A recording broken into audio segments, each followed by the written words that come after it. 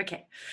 Welcome to the I Work For Me podcast. I'm Melina Lewis, and today I am going to be chatting to someone who I admire hugely and who is one of the most well-known independent and published, so she's a hybrid author within the South African context. She's very well regarded in the South African writing community, and if you don't know about her, where have you been? So without much further ado, I would like to introduce Joanne Macgregor. She is known kind of in terms of her books under various pen names or various versions of her name, and she'll probably explain to us why that is. So yes, welcome, Joanne. So divine to have you on the show. I'm feeling very fortunate. Hi, Melina and everyone. It's great to be here. Thank you. Cool. Jo, I always like to start the show with just a silly little question. The first thing you can remember ever wanting to be as a child, what was that? I always wanted to be famous. So, without any idea of how that was going to happen, I think I thought I was going to be an actress, and I must say I haven't yet given up on that dream. So maybe one day I, like Charlize Theron, will be discovered arguing with the bank manager. It happens frequently, and be discovered, and act in movies. That's what I'd like to do. That's divine. Well, possibly like one day, if one of your books gets turned into a film or into a series, you could cast yourself as one of the characters and then start your stardom from there. You know, there's definitely that opportunity. That's part of the grand master plan. I love that. That's great. Okay, so obviously I know a lot about you, but for everyone out there, can you tell us what it is that you do and all the different things that you do? Sure, yeah. So I'm a Gemini, which I think explains why I never have only one thing on the go. By profession, in my day job, I'm a counseling psychologist in private practice. So I do therapy there with adults, with couples, with older teens, a lot of trauma work, depression, anxiety. And I've been doing that for over 20 years now. I also do corporate training in change management and soft skills. Okay. And I'm, of course, an author. So I write books in different genres and try to earn a living from that too. And I'm only laughing. Sorry, that sounded so terrible, but the earn a living from writing, I always giggle. I'm sure, well, there are definitely successful authors who make living from writing, and I'm a great admirer, but I'm still also, plugging away at that, trying to turn that around. But you find that you do it for love and can't help ourselves. So, but I just wanted to find out, like, how did you get to that point? So there's quite a, change management is quite corporate. And then, counseling is very personal, kind of, I imagine, a home environment. And then you've got writing, which obviously lives in your imagination. How did all of that come about? Did you one day just kind of wake up as a counselor, working in corporate, and then writing? Or how did it evolve? Well, I started out life as a high school English teacher. Oh, wow. Yes, so I used to teach Shakespeare and stuff to high school English students. And then I got offered a job in corporate training. Okay. And, I think I was earning about 700 or 800 Rand as a teacher, and I had a massive student loan to pay off. So that was very tempting. And that's how I got into that. But it was clear to me that I didn't really enjoy the corporate world. Even though I then became a business consultant for then Arthur Andersen in change management. Yeah. I really didn't enjoy it. And so I started continuing my studies in psychology, which I did while working various other jobs. And eventually I did my master's and my internship and went into psychology. And then I occasionally do courses in soft skills, communication, conflict resolution, that sort of thing, using more my psychology in the corporate world. In the change management field. So that's how that worked. But doing therapy is, it's exhausting. You only get people who have problems or have been very badly treated by the world walking into your office. So I think it can lead to burnout, and it certainly paints you in a corner career-wise. There's nowhere really to go from there. And so many years ago, I started writing as a sort of creative outlet. And then over time that grew, and I would say that the two careers are neck and neck. And I would one day like to taper off the psychology and increase the writing. So that's kind of how it all fits together, but it doesn't really all fit together. Go figure. Yeah, I mean, I think between the two of us, we know a lot of South African authors who do a myriad of different things. A lot of journalists, right. But some are lawyers, and some do all sorts of different interesting things. So yeah, I think the writing part fits with everything, no matter what. But it's in terms of your kind of picking that writing up as a creative outlet, did you find that you needed to go on a course for that, or was it just kind of doodling and writing out a few ideas, or did you feel like, I want to really write a book, okay, I'm going to upskill in that, or did you rely heavily on your English training? A little bit of all of that. I mean, I've always sort of written little poems and stories and things like that. And in fact, when I was doing the corporate training, I did the corporate magazine for that organization. But it was more that I'd had children, and they weren't the kind of books I wanted them to read that were available. So at the time, there wasn't a lot of young adult fiction for South African children set in South Africa. And most young adult fiction was therefore imported. It featured male characters, which bothered me, almost exclusively, with the girl as the sidekick. And a lot of it was fantasy, which is something I've never been able to wrap my head around. And so I set out deliberately to write a book for my children and children like them, set in South Africa, that was contemporary and realistic, and where girls, were the heroines. And so that's kind of where that started. And then it was just a journey of learning so much about writing and genre and what sold and what didn't. And so that's kind of defined the rest of it after there. Okay, so that first series that you developed, what is the name of that series in terms of? That's called the Eco Warrior series. That's Turtle Walk, Rock Steady, and Fault Lines. And that's set in South Africa, each one with a slightly different ecological theme. Longline fishing and the impact on turtles for Turtle Walk. Rock Steady is the theft of sand rock art, and Fault Lines is fracking in the Karoo. But each of them, these three girls, move another year up in high school, and so they're also dealing with parents and teachers and anxiety and boys and body issues. So yeah, those are set locally in South Africa. That is awesome. Those were the ones that were traditionally published. Right. Okay. So those were published by a publishing house. And then did you get your rights back ever, or do they continue to be published by the publishing house? They were published by publishing house, plus my first adult novel and the Afrikaans translation of that. And I recently got my rights back for digital and for paperback everywhere except in Southern Africa, which is fine by me. Okay. So I've brought out new editions of those, which I now sell around the world.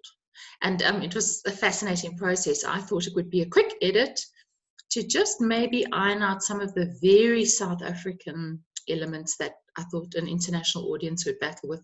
And actually, it was a whole rewrite. My writing, I flatter myself, has improved and grown in those years. So it was a massive enterprise, and getting new sort of appealing covers. But I'm happy now. I've got a stable of books and I can feel proud of all of them. And that's wonderful. I think you've got to be able to do that if you're going to be promoting it yourself. You don't want to kind of be going, no, don't look at it like Yes. that, or don't read that part. It's not great, or whatever. And how have you found those sales overseas? So, because it's a very South African story, and I know we've talked about this a lot, but the whole idea, and being now in this kind of Corona time, it makes me think a lot about how we translate our South African offering to a bigger global audience. Now that everyone is online, we're on an equal footing with everybody. We have a weak rand, and hopefully people pay us in dollars, and that's quite exciting.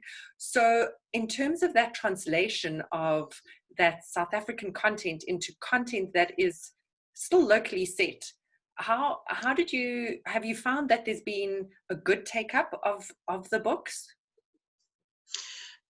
Not so much with the teen books. So they're teen and younger teen, sort of tween and younger teen. But I've got to be honest and say that I haven't pushed them. Okay. So I haven't actually done much in terms of promoting them. The adult book has done better. I think adult just generally is easier to sell Absolutely. online because you're selling to the person who has the credit card. Exactly. Whereas it seems like teens and younger kids quite like paperbacks still and like to go into a bookstore. So that's a little bit more challenging. But yeah, part of this business is writing the book and the other half is selling it. Yes. And to try and find that balance between how much time and energy do I spend on one task versus the other, I'm still learning.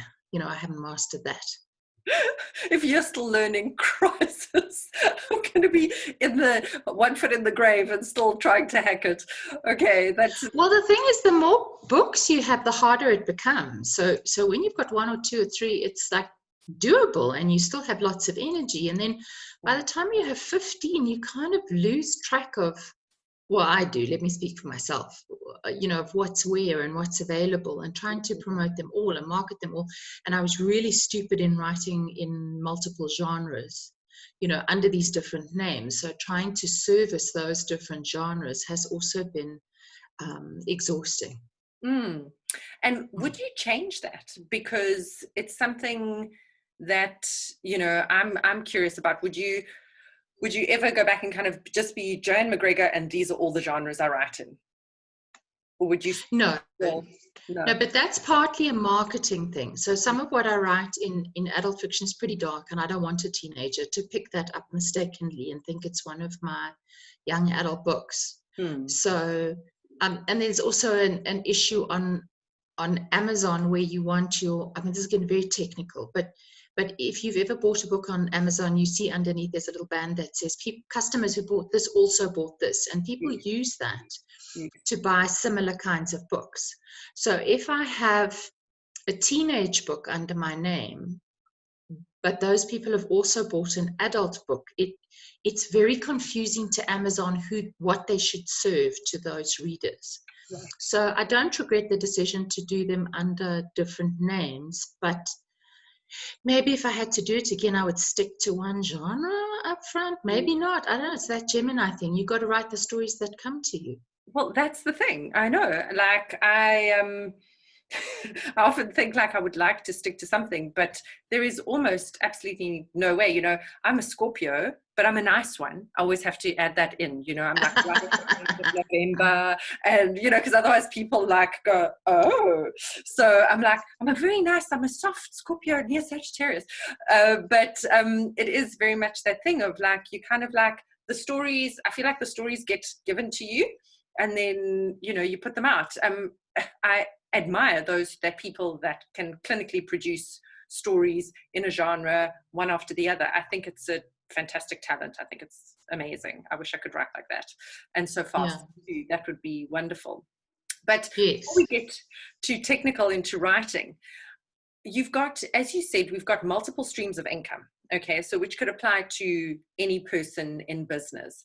And as you say, you've got now within this one business, your book business, you've got many different products. How do you, as a business owner, manage to keep track of that business and all its bits and pieces, as well as your corporate business and your counseling business, what are there any tips or tricks or tools that you use to manage all these different things so that you are kind of productive across the entire band? Well, the psychology business is easy. So there's just therapy income. Okay. So I just really keep track of that and report on that and expenses at the end of the year. And so it's really the training. I don't do it a lot. Okay. But when I get it, it's very simple. It's the writing that's complicated because there's so many SKUs. What are they called? Stock taking units. Yes. Something like that. Yeah. So there's print. There's digital books. There's large print books. There are audio books. There are foreign rights sales. There are appearances at festivals. There are paperback sales through your own website or maybe the odd independent bookstore that will stock them for you. And so that gets technical, and I wish I could tell you I was on top of all those figures and I knew what generated the most, but I didn't get into the business to become a corporation. Yeah. And it's something that nobody really tells you before you start, that it is a business. You are even though you're you have only one author on your books, you're a publishing business. And so I really don't want to spend too much time on managing all that stuff, although I really know that it's important and it would probably give me terribly good information. But actually what I want to do is write, and I want to get out books. So I'm probably a bit slack on knowing exactly where I stand on the different channels of income. I just know, and especially now in this COVID world when my day job has taken a knock because I can't see clients in person, I'm so glad for those multiple streams of income. I'm so glad that all my eggs aren't in one basket. That's really saved my bacon. So yeah, I kind of muddle through. And I think it's a problem for a lot of authors because we often have creative brains. We're not terribly business minded. And I mean, there are authors that are business minded, and I might be prejudiced, but sometimes it seems quite, cold and clinical, that they're writing the books to support the marketing effort rather than the other way around. They really are just throwing money at advertising and marketing, and it could be any kind of a widget. Whereas I want to be proud, and I don't want my kids to be embarrassed about the books I put out. So I spend way too long writing them and trying to make them the best I can. But that's my legacy. So that, it gives me pleasure knowing that I can be proud of them. There's a lot of beautiful stuff in what you've said there, in terms of creating a business and producing, for lack of a better term, a product that you are proud of and that has a legacy, because it's not often that you can produce a widget and say that, well, this is going to last forever. I mean, here I've got a paperclip, and I still use them, but I think I might be the last person on planet Earth. So, it's about being able to create something new that you're proud of and then put it out in the world. And yeah, not everyone can say that. And I suppose that's the trick with owning a business or creating a business around a creative pursuit. It's very difficult in terms of the creation of that and then the sale of that. And I think, yeah, it's a struggle for a lot, whether you're an artist or an actress, you're doing something that now has to earn money. And it's a tricky place to be in.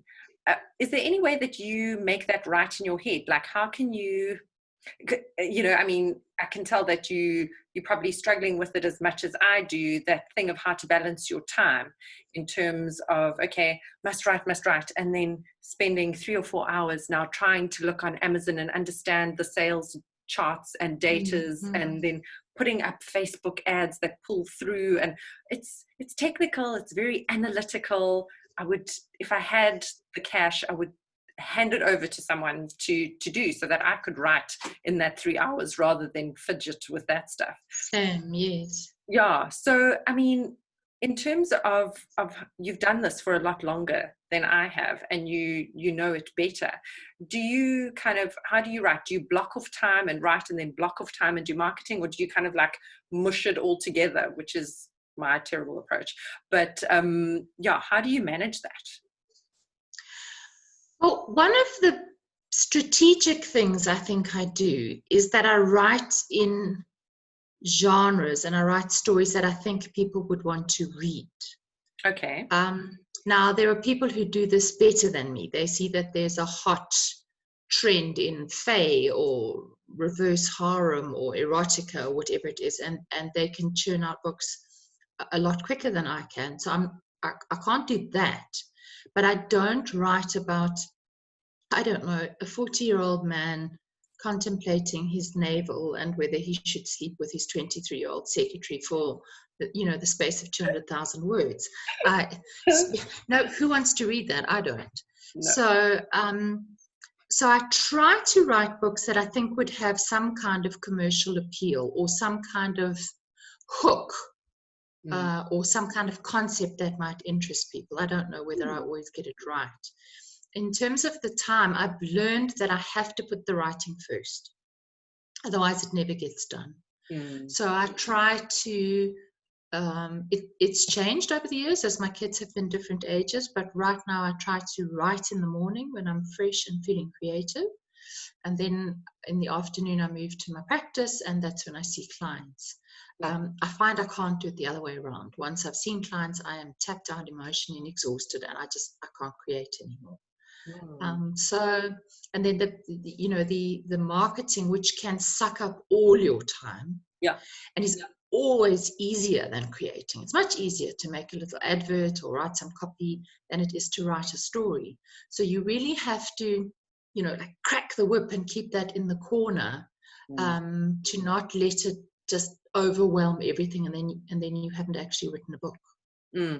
Absolutely. And I find that is the huge thing. Yeah, it sucks up time and money, unfortunately, because there is no free advertising. So everything is paid for across all the channels, especially if you're doing it yourself, which makes me think, just going back, so you were published with a publisher and now you just self-publish, or do you kind of do a bit of both still? I do a bit of both still. I think they still have my Afrikaans book because I can't do more than they can there, where I think I can do more sort of with English digital works. And I'm also traditionally published in that some of my rights have been sold to foreign publishers, for some of my young adult books and some of my adult books, and to audiobook publishers. So those are traditional publishers, even though they're in a different country. And then a lot of my more recent stuff has been independently published, where I do it myself. I commission the editors, the beta readers, the cover artists, the formatters, the editors, and try to put out a product that could stand alongside any traditionally published project. So yeah, that's kind of, I still have a leg in both camps. Okay, that's great. I have nothing against traditional publishing. I had a good experience. I just find it moves really slowly. That there's a limit on how often they're prepared to publish for you. So sometimes you can write faster than they can publish. And that I quite like the freedom and the control that comes with doing it myself. Although now that I have so many books and products out, I would actually quite like another traditional publishers to take the book and do the work and send me, the check when it comes in, if it comes in. Yeah, exactly. Okay, so I think that's quite interesting because and do you have an agent? I would ask. I had an agent for foreign rights, and then she left the world of publishing. Okay. And so it's on my to-do list to find another one, because I've got a new project that I have planned. I haven't started it yet, and I think I might sample traditional waters again with that one. So I'm going to have to go through that horrible merry-go-round of finding agents and publishers again. Yes, yeah. Okay, cool. Because that's also, I think, for all creatives. I think, I mean, big movie stars, which you will become, all have agents. You know, you don't just you don't just not have an agent. So I think for a lot of creative people, an agent is quite an important person. But that in itself is almost a whole other discussion. But it's quite interesting that I think to kind of get your books put on the international scene and earn those rights with international publishers, to me that seems like the only way to do it is through an agent. I don't know how you would do it as an independent. Yes. I mean, I think sometimes how I got mine was the foreign publishers approached the agent and said, we want this book, and the agent approached me, that was lovely. Because they're agents and they're agents, and some are wonderful and efficient and proactive, and others just aren't. And a lot of that world relies on connections as well. So you have to find the agent who is connected to the people who publish your sorts of books. Right. So there's no point, if you write thrillers, there's no point in having an agent who mostly knows the editors and the publishing houses who do romance, for example. Yeah. So yeah, it's a mission. I mean, in South Africa, people can approach publishers directly sometimes, and sometimes there are open windows. But that also comes with its own risks. I've seen some horrible contracts that people ought not to be signing. And ideally, that's what an agent does. They protect you. Exactly. So just talking about contracts, because I think contracts come up a lot in small businesses. How did you go through your contract? When you received your first contract, did you go to a lawyer? Did you sit down with your partner? How did you try and get your head around that contract? You can now say, okay, you don't have to sign that, you shouldn't be doing that, etc., etc. But I mean, as a first-time author or anyone kind of receiving a contract, what should be their process in terms of how to deal with that contract? I think you should get expert advice, and that might be from a peer who's been around the block a couple of times. It might be from an organization that represents your type of person. It could be from a lawyer. I think I just signed the first one that came my way. I was so relieved finally to have a publisher. I might have haggled about one or two things, but on the whole, I just signed it. And then I got my first agent.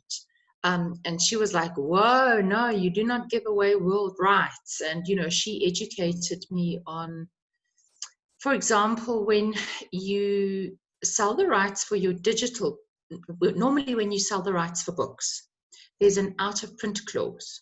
So if your book is not available anywhere and there aren't any in a warehouse and people can't buy it, it's deemed to be out of print, and then you can request to have your rights back. Right. And then when digital books came in, technically they're never out of print. Yeah. And so she advised me to say, if you sell fewer than X copies in 2 consecutive periods, you're allowed to request your rights back. So I did that on the subsequent books.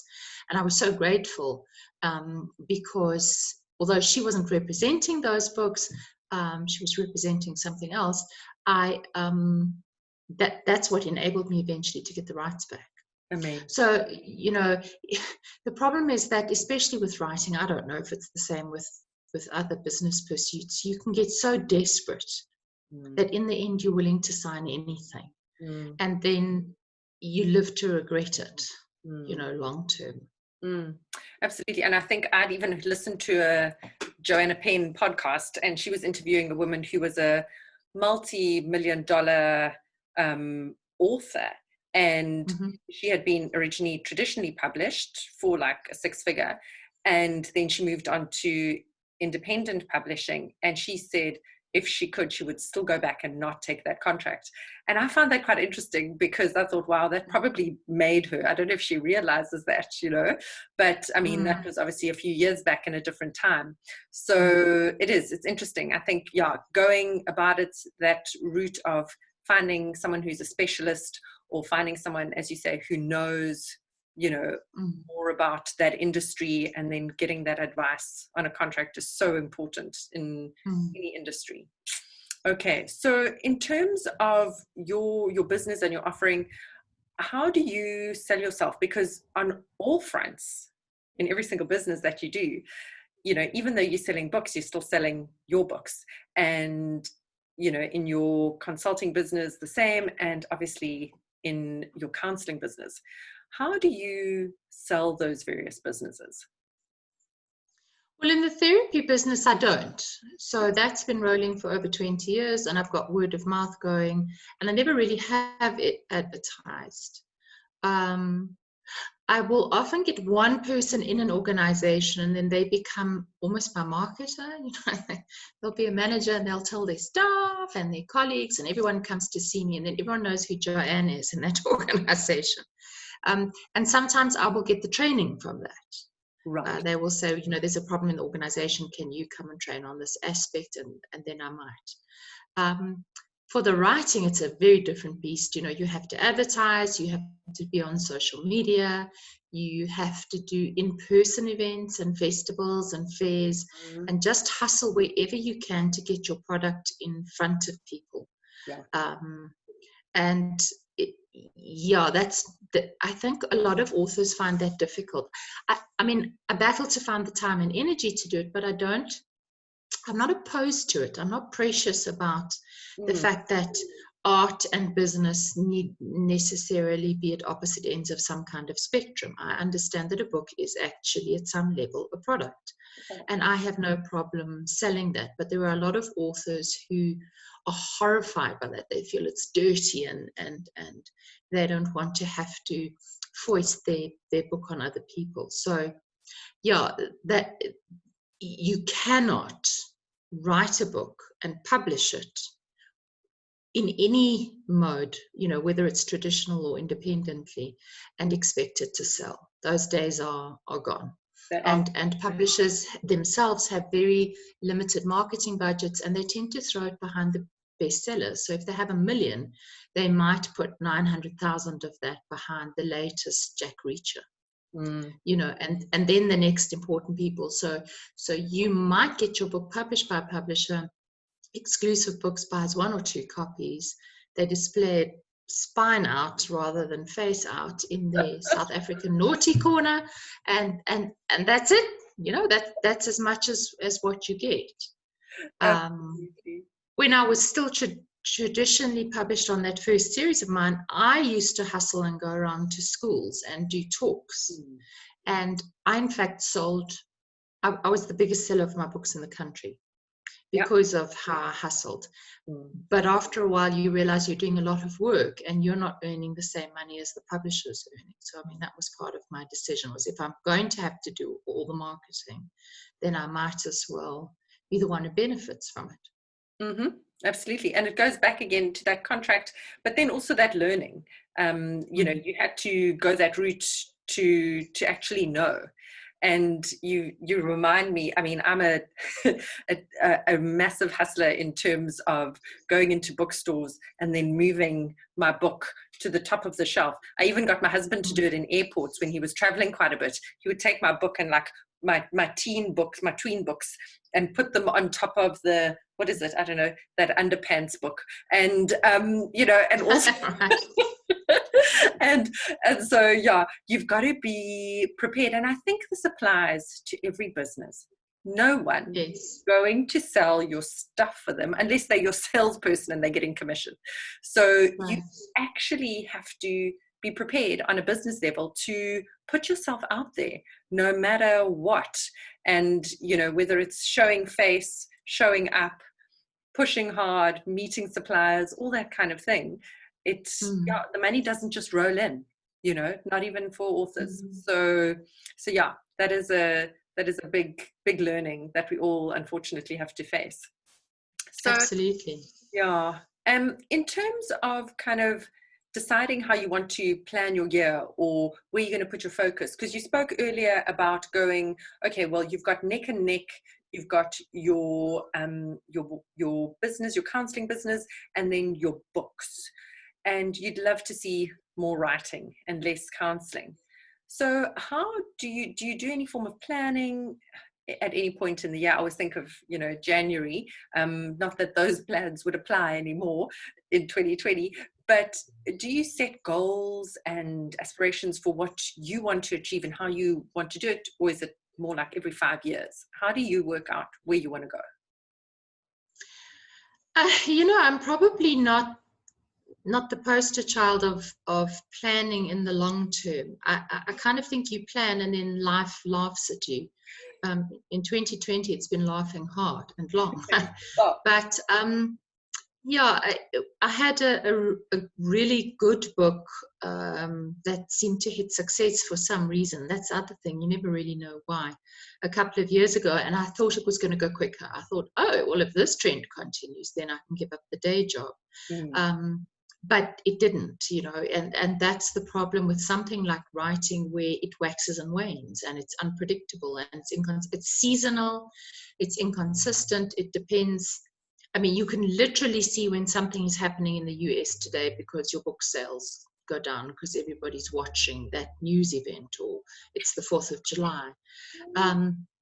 So yeah, I've given up sort of setting dates and times on when I want to be able to do things. I'm just, at the moment, I'm just working on getting the current book finished. I have an idea for a trilogy after that, and I'll just, I get there in the end. I'm a tortoise, and I just plod along, and I get through. Yeah, I don't know so much. I have a daily plan. So I'm quite good about having a daily to-do list and about prioritizing the most important things on that list rather than the time sucks. And I kind of feel that if you take care of the day-to-day business, then the big things get accomplished. I don't think there's any point in planning big events or having great goals, and then you haven't planned the minutiae of the day. So I kind of more, focus on the small things. Take care of the pennies, and the pounds will take care of themselves. I love that saying. And another one that fits with that is the devil's in the detail. Always am wary of lofty goals and strategies when I can't see a route to implementation. So I would also caution people with their businesses to think about and how does that pan out into that daily list. And I've got my notebook, and it's also got my list of things to do. As you can see, one is crossed off, but hopefully I've also learned over time that I'm spectacularly bad at estimating the time a task will take. So I'm really good at time, and I don't know if this is 20 years of training in terms of therapy. I don't have to set a time on the oven. I know when 20 minutes is done, or 60 minutes is done, or 3 hours is done. But I will look at a book, and I'll sort of do some vague sums in my head on a piece of paper. I'll say, well, that'll take 3 months, or that'll take 6 months.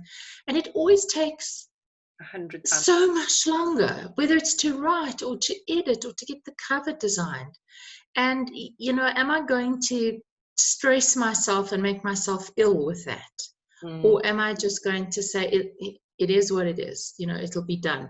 One of the things that you learn when you've been in this business for a while is that people are not really gagging for your next book. You think when you start that, you have to get it out there so quickly because the world is just waiting and it's going to be changed by your book. And then you realize, I do get emails of people saying, hey, when's the next one coming out? But really, it's nothing to them if it comes out 6 months later. So at the moment, especially with this COVID, and I really feel like the whole world is treading water, I just go along and I do what I can, and I try not to piss around on the internet too much. That's my plan.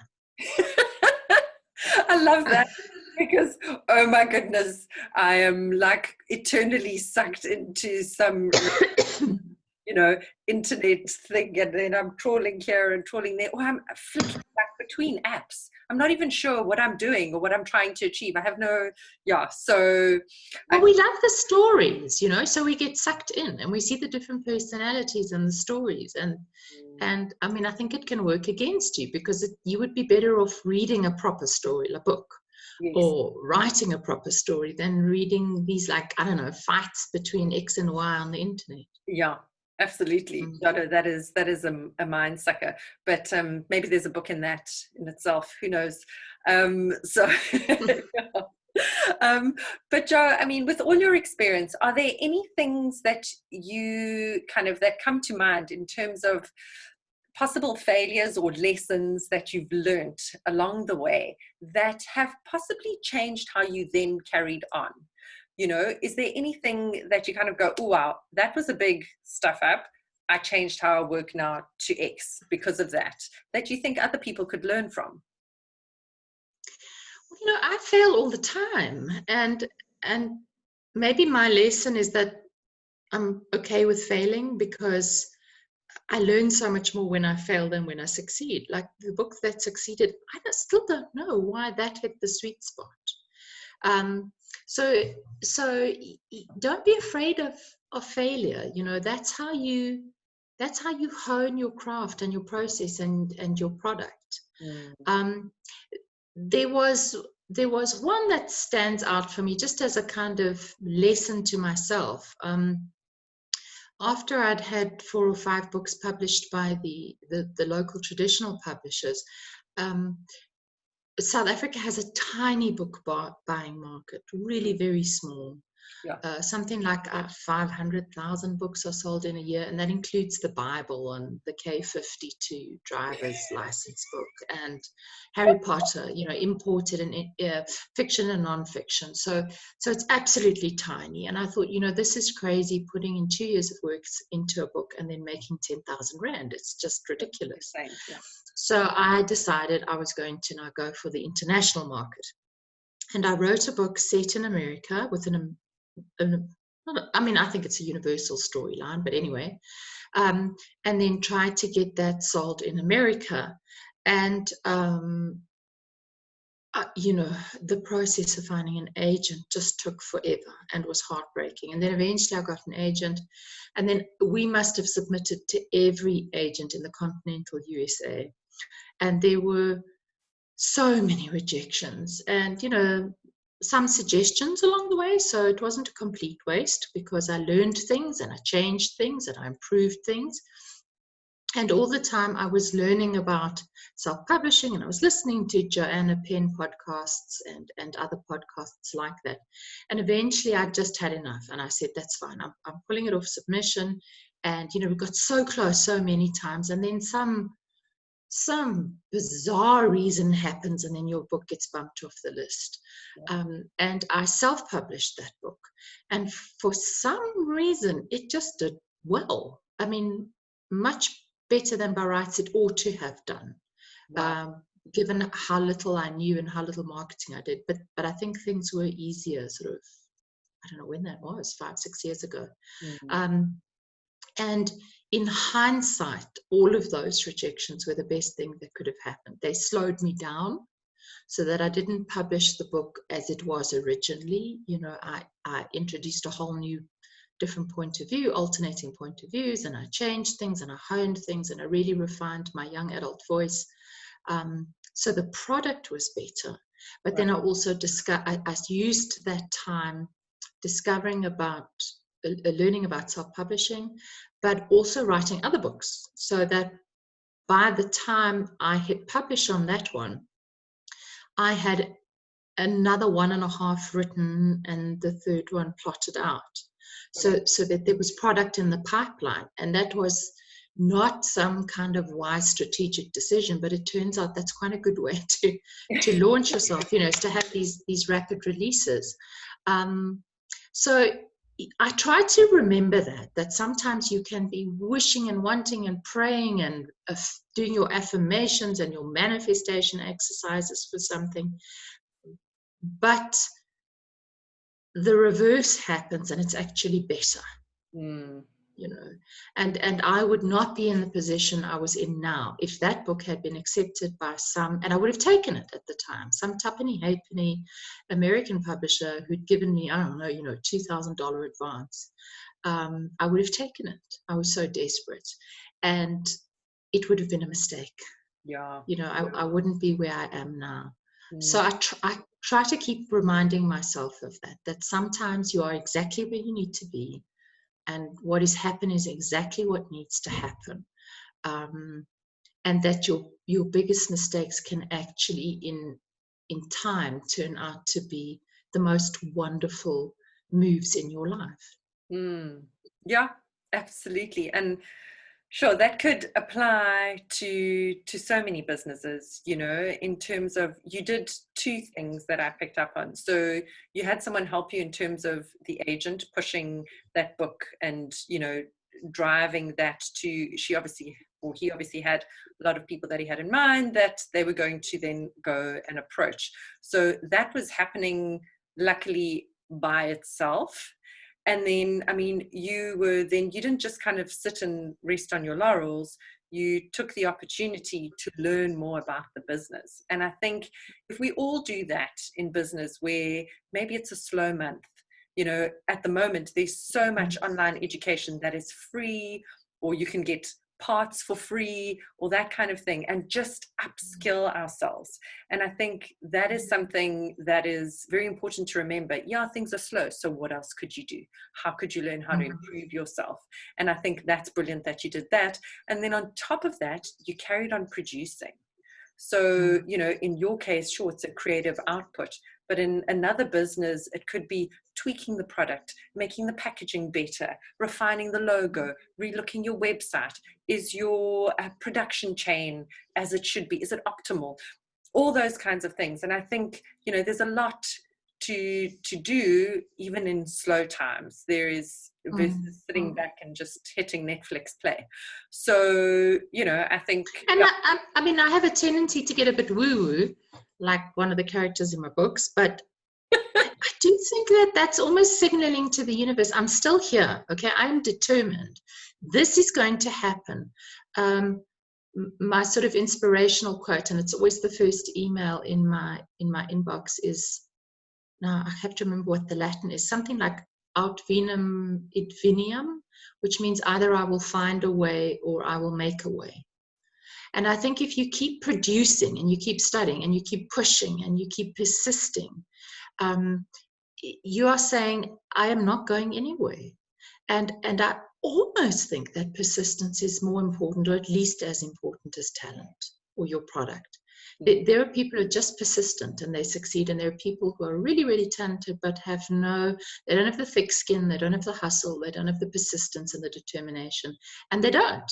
And that's a pity, because their product or their book or their painting is wonderful, but it's not enough anymore. Yes. Yeah, absolutely. It is. It's about, you know, putting yourself out there, whether you are hating on that inside or whatever it may be, but being able to step out there. If you believe in your product, then you should be able to tell people about it.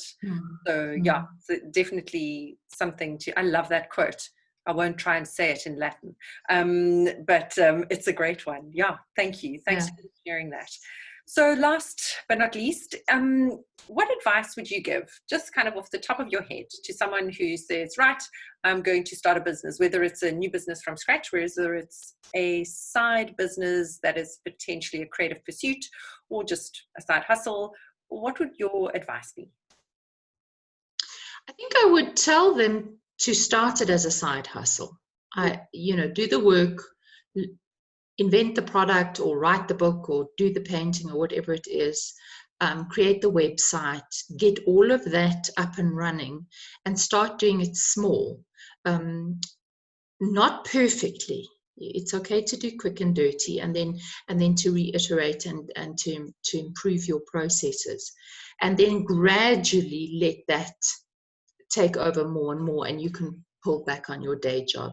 I see a lot of people who really want to run their own businesses. They jump into it and they just don't have the cash flow to ride out that first year. And we know that most businesses fail in the first 5 years. So I think if you can do that lower risk, that might be an idea. And, stay humble, stay willing to learn, stay willing to risk a little so that you can fail and you can grow and you can learn. But don't start until I think you certainly don't make that leap into doing it full time unless you have like a good cushion of cash to tide you over in case your cash flow isn't wonderful. I think it's true for other products as for books. I don't think the world is waiting for your product. You see the potential in it, and your job is to try and convert other people into seeing it. But actually, if your product is never made, the world will tick on just fine. So there isn't going to be this mad stampede at the doors, and you have to be able to ride out that sort of white knuckle first few years of pushing it, trying to find the home, trying to see if it sells, trying to pair up wherever you can pair up. So yeah, I don't leap in there too soon. If you can at all afford to or manage it, to be able to run two at the same time for a while, until you're ready to move across. Great advice. I think that is very true for these times. And I think also, you know, maybe if you can keep two businesses going by putting, you know, someone else in your other business, and then you maintain two income streams, you know, gosh, why not, you know, and opt for that. So, but at least keep your options viable, because yeah, as you say, businesses can close in the first 3 years, and in these times I'm seeing that reduced to 2 years. You know, they seem to very quickly, communities either support. But you know, don't let that stop you, because also in your day job you could be retrenched tomorrow. Correct. I think that the days are past when, you know, that's your security blanket. So do start that second thing now.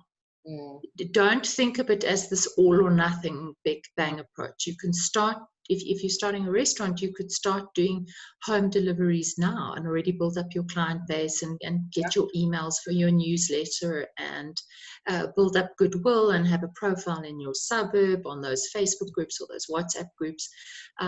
You don't have to wait until you have premises and you do this big launch of your restaurant. So start now. But be prepared for that process to take, you know, longer than you would like it to. Always. You might be the person who has the product or who just launches something at the right time, and you hit lightning. You know, lightning strikes and it's very successful. But as somebody wiser than me once said, lightning strikes are not a business plan. So, you know, we have to kind of plan for what we can control. And the rest is pasella. The rest is the cherry on the top. Absolutely. Great. Stunning advice. Thank you, Jo. It has been absolutely awesome chatting to you. I could probably interview you for another hour, probably more nitty-gritty book stuff, but I'm not so sure everyone would be that interested. So we'll have to do that offline. But thank you so much for sharing all your knowledge, all your insights, and everything that you do with us. So thanks very much. Absolute pleasure. Thanks for having me.